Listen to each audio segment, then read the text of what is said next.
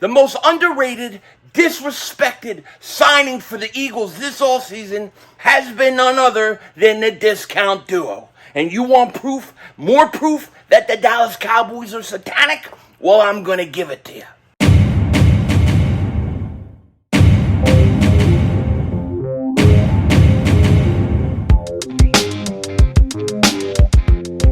Dallas still stinks. Yo, by the way, Kate Dig back here, and hope everybody's having a great day. Hope you guys are doing well. Hope you're hanging in there.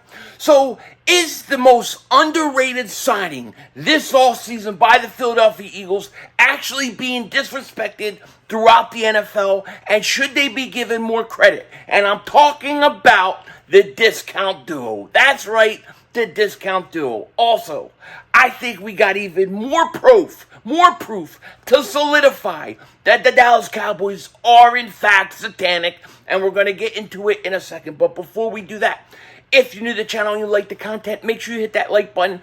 More importantly, make sure you subscribe to the most censored, to the most throttled, pause, Eagles content creator in all of the internet. And if you've been subscribed for a while, I just want to thank you so much for all the support. Thank you to all of you guys who continue during this really slow time to come watch these videos. I don't forget it. I remember exactly who you guys are, and it means a lot to me. Now, in this video, I want to talk about the discount duo. I really like that name, and it was a very interesting article, and we're going to get into it, but there's a few things I have to do first, right?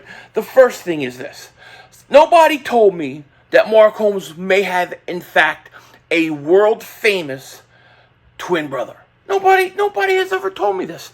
Mark Holmes may, in fact, have a world-famous, I mean legend, twin brother. Who knew? But Brad Wright, shout out to him. He sent me this tweet, and he DM'd me this. He said, "Look, does Mark Holmes look exactly like this guy? I mean, just look at this picture here with the eyes, right? You got the eyes first of all. Then, if you look at the other picture, these guys are almost the same exact guy. Is Mark Holmes' twin brother Andre the Giant? Mark, why didn't you tell me that one of my most favorite wrestlers of all time may be related to you? Maybe he's your uncle. I don't know. But Mark, you didn't tell us you look exactly like Andre the Giant. You deserve that one. For that big fat guy sitting on the couch, remember that one? Claiming it was me. I have to get you back. Now, the other thing is this. As I talk all the time, Dallas Cowboy fans like voodoo dolls. Dallas Cowboys like to sacrifice chickens. You have Jerry Jones, Emperor Palpatine, 3,352 years old, doing crazy stuff. I mean, how does a guy live that long? I can tell you why, but if I say it, then I'll get in trouble on YouTube. I'm already throttled, especially right now. This is a throttling month for Philly 500. Pause. But these guys, 3,353 years old. He's old. It's hard to be 3,354 years old. But, hey, look, it is his birthday. The guy's 354 years old. And if you could do it without being evil, that'd be a great thing. But Dallas Cowboys are satanic. The chickens, the Emperor Palpatine, the voodoo dolls. Then you have the satanic star on the helmet, okay? Now, if we're going to go one step further in this whole thing, we've got something else to talk about. Dallas Cowboys are satanic, and this is going to prove it. I was on Twitter, and I was just scrolling through, and there was this thing came up, and I guess it was Lord Brunson tweeted, or he's retweeting it, and it was the comparison of Dak Prescott to Kirk Cousins, and they're basically almost statistically the same exact thing. But the one thing that stood out to me that I had to bring up was this one thing, and it was the fact that if you look at Dak Prescott's completion percentage, it's 66.6%. 666. I mean, come on. You can't get any more satanic than 666. We're talking Antichrist here, all right? Dallas Cowboys are a satanic team. The quarterback, when his career completion percentage is 66.6%. That's some scary stuff. And you know me, I believe in all these conspiracy theories. So it's kind of crazy, right? It's absolutely crazy. Now, what I want to talk to you guys also about, and I'm sorry, Dallas Cowboys fans, I'm sorry to break the news to you, but you're satanic. It is what it is. Go sacrifice some chickens. Leave us the hell alone. That's okay, though. See, we got God on our side, so we just block. Any like voodoo you throw at us, we just duck, we just block. We're protected. So, sorry, Mark Holmes. Get to sacrificing them chickens. Now, the discount duo is something that was referred to as a Sports Illustrated article I was reading, and said this: Eagles discount duo signings deserve respect. Will the duo of Rashad Penny and DeAndre Swift prove the Philadelphia Eagles right for believing that two running backs can replace one Pro Bowler in Miles Sanders? Now, here's the thing. I definitely think this has been one of the most underrated aspects talked about the Philadelphia Eagles this offseason.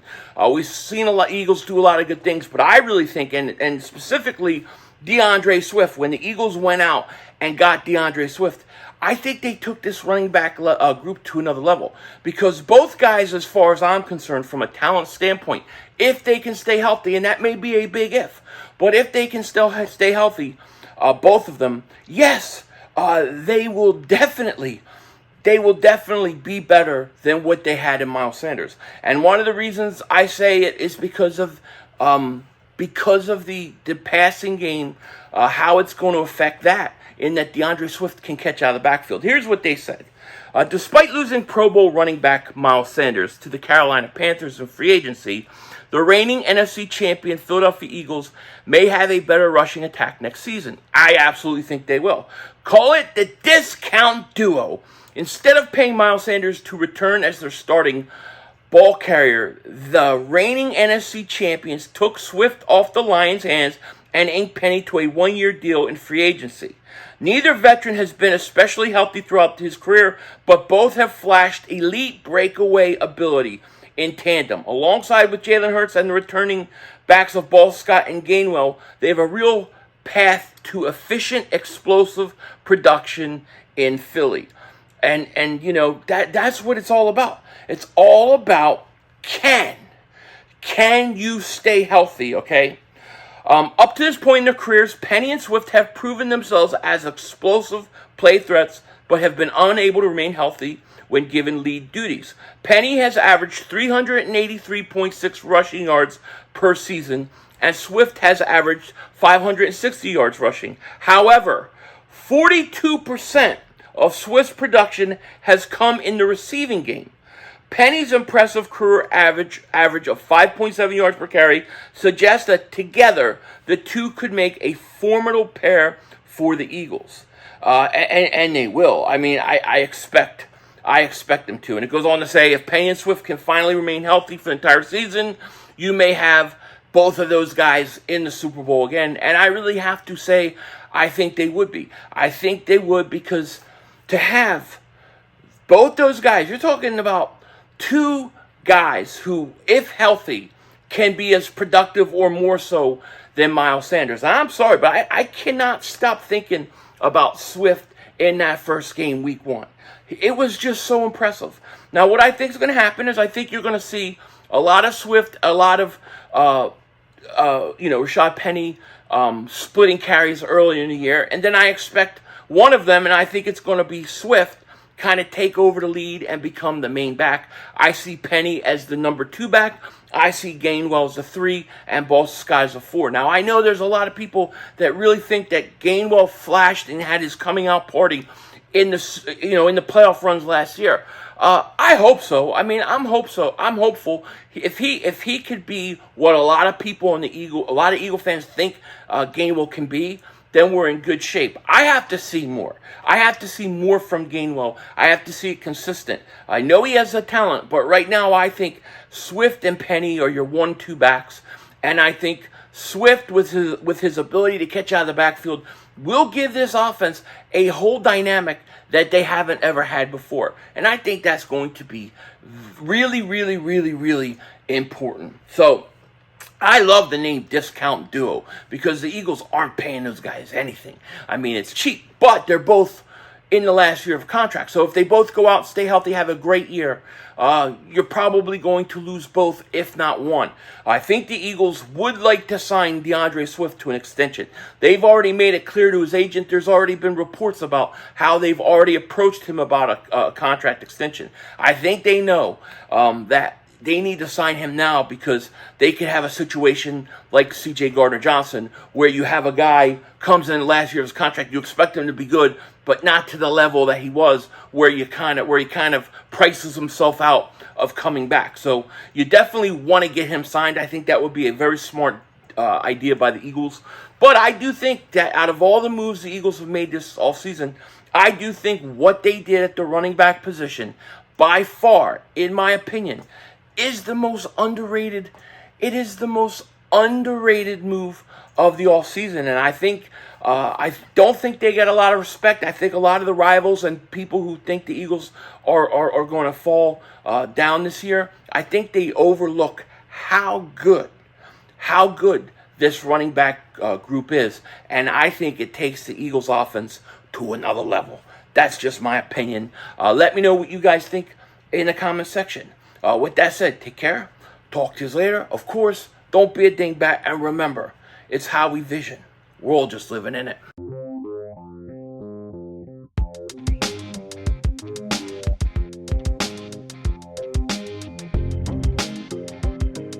I hope you guys all had a great Thanksgiving. I hope everybody had a great 4th of July. Me, it was really, really good. I can't complain. It was pretty good. Enjoyed the time with family. The kids were laying off all the little weak-ass fireworks, the sparklers and stuff, and I was flying the drone, and it was all good. Then by accident, I crashed the drone into my daughter, but besides that, it was good. Fortunately, she didn't get hurt, and neither did the drone. But I'm a dingbat. And that was it. After that, my wife made me put it away. And what are you going to do? The whole neighborhood watched me crash a drone into my daughter. I'm a dingbat. Denzel Washington out.